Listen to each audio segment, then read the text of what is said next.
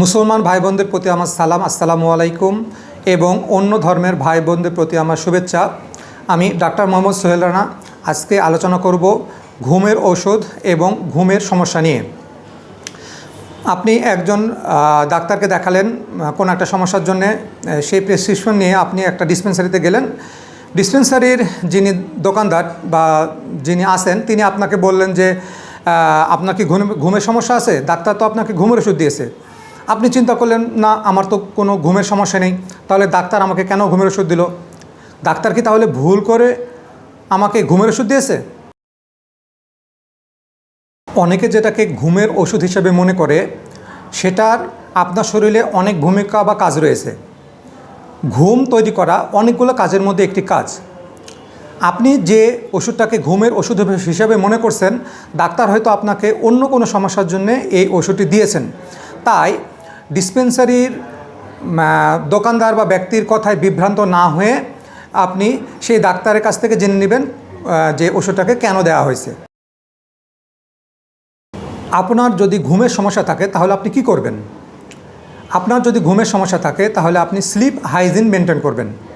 Slip hygiene বলতে আমরা এখন যে জিনিসগুলো করতে বলবো সেগুলোই হচ্ছে স্লিপ হাইজিন মেনটেন করা।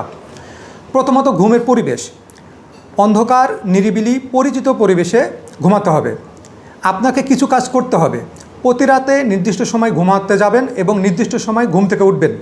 ঘুমের কমপক্ষে 2 ঘন্টা পূর্বে রাতের খাবার খাবেন এবং শারীরিক পরিশ্রম বা ব্যায়াম করবেন।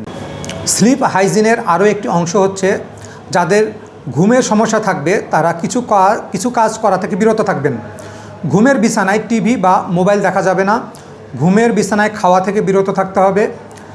বিকেলের পরে চা বা কফি খাওয়া থেকে বিরত থাকতে হবে। যারা ধূমপান করেন বা সিগারেট খান তাদের এই কাজ থেকে বিরত থাকতে হবে।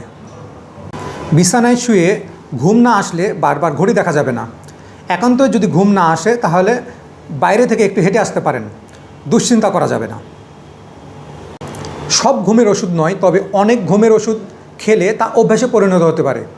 এছাড়াও ঘুমের ওষুধের অনেক পার্শ্ব প্রতিক্রিয়া রয়েছে। তাই আপনার যদি ঘুমের সমস্যা থাকে তাহলে আপনি স্লিপ হাইজিন মেনটেন করতে পারেন, যেটা আমরা একটু আগে আলোচনা করেছি। এরপরেও যদি আপনার ঘুমের সমস্যা না দূর হয় তাহলে আপনি কমপক্ষে একজন এমবিবিএস ডাক্তারকে দেখাতে পারেন। আজকের মতো সোহেলের স্বাস্থ্য কথা এখানে শেষ করছি। ভালো থাকবেন, সুস্থ থাকবেন, স্লিপ হাইজিন মেনটেন করবেন। ধন্যবাদ সবাইকে।